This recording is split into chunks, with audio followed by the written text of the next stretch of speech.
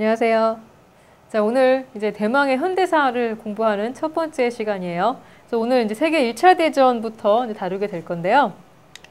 자, 29장에 보면 제목이 Imperialism and World War I이라고 되어 있어요. Imperialism, 제국주의 말은 많이 했는데 이게 정확히 뭐냐라고 물으면 뭐라고 대답해야 될까요? 이것은 이제 무력을 기반으로 해서 이제 해외의 식민지를 강제적으로 확보를 하고 그 식민지에 대한 수탈을 통해서 이제 국가가 성장하고자 하는 이제 그런 움직임을 통틀어서 제국주의라고 말을 하죠.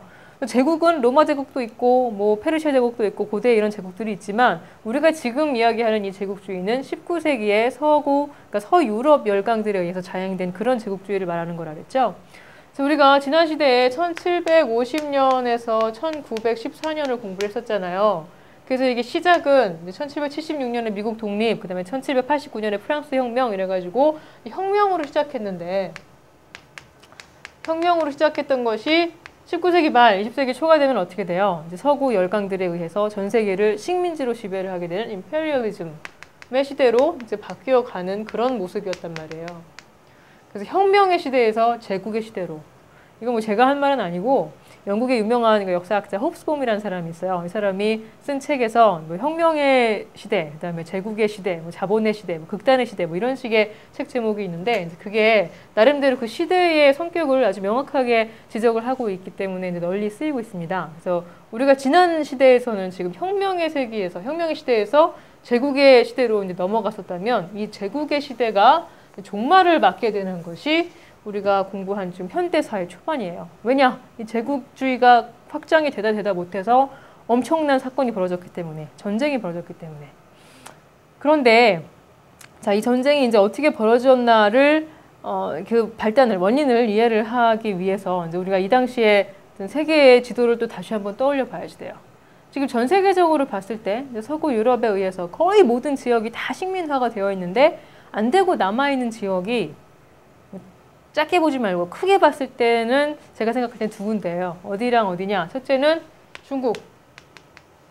자, 중국은 이게 어느 한 나라의 식민지가 지금 안 돼 있어요. 여러 나라들이 문호를 개방하고 이권을 서로 다투어서 이제 가지려고 하고 있지만. 그 다음에 또 하나는 오토만 투르크예요. 오토만 투르크는 이스턴 퀘스천이라고 해서 오토만 투르크를 어느 한 나라가 장악하게 되면 그 나라가 너무 커지니까 서로를 견제하기 위해서 유럽 열강들이 그대로 놔뒀었죠, 아직까지. 그래서 이 두 덩어리가 이제 아직 남아 있는데 중국 같은 경우에는 중국이 이제 청일전쟁과 또 러일전쟁에서 일본이 승리를 하면서 거의 이제 아시아는 거의 일본의 이 패권에 들어갔다고 봐야지 되고 그럼 남은 게 오토만 투르크 제국인데 이 오토만 투르크 제국 내에서 문제가 생기기 시작하는 거죠. 그래서 그 문제가 어디에서 이제 중점적으로 생기기 시작했냐 하면 바로 발칸 반도라는 겁니다.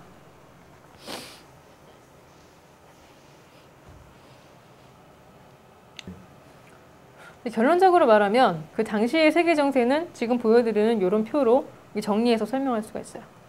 자, 지금 그 투르크에서 가장 문제가 되고 있는 곳이 발칸이에요. 그래서 발칸에 여기 보시면 이제 발칸인데 이 발칸에 일찌감치 독립해 나간 그래도 나름의 어떤 그 역량이 있었던 소국들이 있어요. 세르비아라든가 불가리아 같은 나라들이 대표적이에요. 근데 발칸의 민족주의라는 것은 발칸 민족들이 민족적으로 성장하는 것도 있지만 더 크게는 어떤 영향을 받았냐면 그 주변의 국가들이 발칸 민족주의를 이용해서 자신들의 오토만 투르크 영토 내에서의 영향력을 더 키우기 위한, 확보하기 위한 그런 방식으로 이 민족주의를 이용을 했어요. 대표적으로 독일 같은 경우에 야, 알고 보면 우리도 게르만족, 너네도 게르만족, 우리 다 같은 쌤 게르만족이야. 그러니까 너네가 잘 되는 게 우리가 잘 되는 거야. 우리가 도와줄게. 이렇게 해가지고 막 발칸 민족주의를 부채질을 하죠. 그렇게 해서 독립해서 너네가 잘 먹고 잘 살아라 이게 아니고 독일의 영향력 하에로 포섭을 하기 위해서 오토만 투르크 내에 자신들의 식민지를 더 확보하기 위해서 마찬가지 러시아도요. 야, 우리도 슬라브족이고 세르비아 너네도 알고 보면 슬라브야. 그래서 우리는 다 팬슬라비즘으로 하나로 통일해야 돼. 이런 식으로 해가지고 막 그 발칸의 민족주의를 부채질을 해요. 그래서 발칸 지역은 지금 여러 열강들이 이제 서구 열강들이 서로 호시탐탐 오토만 투르크에서 뺏어가지고 이제 자기가 확보를 하려고 노리고 있는 그런 지역이 되었단 말이에요. 자, 그런 상황에서 여기 보시면은 이거 지금 되게 표현은 복잡해 보이지만요. 딴 거는 다 무시하고요. 파란색 지역과 빨간색 지역으로 나누어 보시면 빨간색 지역이 영국, 프랑스, 러시아가 속해 있는 트리플 앙탕트. 이게 이제 그 삼국 협상이라고 흔히 이야기하는 그런 동맹 관계예요.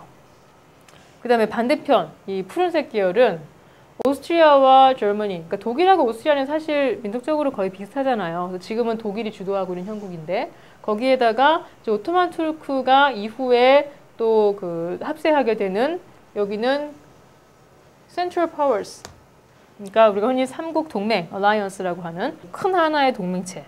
이런 식으로 유럽이 전체가 둘로 나뉘어져 있었다. 그거를 이제 보시면 되겠어요. 이제 그 상황에서 여기가 지금 발칸입니다. 지금 발칸에서 세르비아가 있고 불가리아가 있는데 사실 발칸에 이제 이건 독립한 나라들이고 독립하지 못한 나라들도 많이 있어요. 그 중에 오스트리아가 합병을 시킨 지역이 어디냐면 보스니아라는 지역이 있어요. 보스니아. 자, 보스니아의 수도가 어디인가요? 예, 보스니아의 수도가 사라예보죠. 이 사라예보에서 사라예보의 그 사건이 일어나면서 1914년에 1차 대전이 시작이 됐죠. 이게 도대체 어떻게 된 일이냐.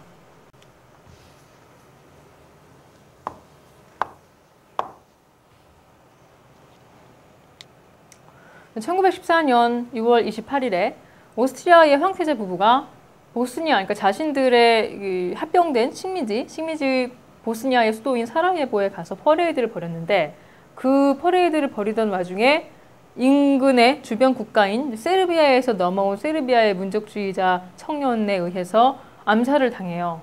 그 사건으로 인해서 1차 대전이 벌어지게 되죠. 자, 그러면 세르비아의 민족주의자가 왜 보스니아의 수도까지 들어가가지고 오스트리아 황태자 부부를 암살을 했을까요? 네, 세르비아의 입장에서 봤을 때 보스니아 헤르체고비나 이 지역은 자신들의 영토여야 마땅해요. 그런데 이 지역을 오스트리아가 가져갔단 말이에요. 그래서 여기에서 이제 민족주의적으로 화가 나서 이제 벌어진 일이 이 사라예보 사건인데, 자, 그럼 사라예보 사건이 벌어졌습니다. 여기에 이제 세르비아가 있고, 그 다음에 오스트리아가 있어요. 자, 이 오스트리아가 당연히 왕위 후계자를 잃었으니까 세르비아를 상대로 전쟁을 선포를 하죠. 그 다음에 이 과정에서 이제 오스트리아를 막 그러니까 부채질을 한 사람이 누구냐면 그 뒤에 있는 독일인데. 자, 일단 오스트리아가 세르비아에 선전포고를 했어요. 그럼 그 다음 수순은 뭐냐? 이제 세르비아를 후원하고 있는 것이 러시아예요. 그래서 이 러시아에서 오스트리아를 상대로 선전포고를 해요. 네, 그러면 오스트리아를 도와주고 있는 것이 독일이죠. 그럼 이 독일은 또 러시아를 상대로 선전포고를 해요. 여기서 끝났느냐 하면 끝나지 않았고 독일을 견제하고 있었던 영국하고 프랑스가 있단 말이에요. 이 영국하고 브리튼이라고 씁시다. 그다음에 프랑스가 또 독일을 상대로 선전포고를 해요. 여기서 또 끝나면 좋을 텐데 그렇지가 않았어요.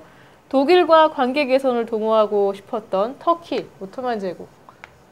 터키가 또 이들을 상대로 또 선전포고를 합니다. 여기서 끝난 것도 아니고 나중에 보면 이제 동아시아에서 이 독일을 좀 견제를 하고 싶었던 그런 세력이 있는데 이제 일본 제국주의죠. 일본 제국주의가 또 독일을 상대로 전쟁을 선포를 하게 되고 뭐 이렇게 서로 완전히 그냥 그 꼬리에 꼬리를 물고 이제 물고 물리는 식으로 전쟁이 점점 확대가 되어가지고 그야말로 세계 전쟁으로 비화를 하게 된 것이 바로 1차 대전이에요. 그래서 우리가 1차 대전이 일어난 원인은 뭐냐, 1차 대전은 어떤 전쟁이냐를 규명할 때 가장 먼저 등장해야 될 단어는 뭐냐 하면 바로 imperialism, 제국주의라는 겁니다. 그러니까 식민지를 확보하기 위해서 자기 국가의 영향력을 남의 그 해외 식민지에 더 확대하는 과정에서 서로 견제를 하다가 싸움이 붙은 거예요. 그러면서 그 과정에서 복잡하게 맺어졌던 어떤 그 동맹 관계 같은 것이 그냥 확 그냥 서로를 다 끌어당기면서 이 전쟁의 이 수렁으로 다 끌어들이게 된 것이죠.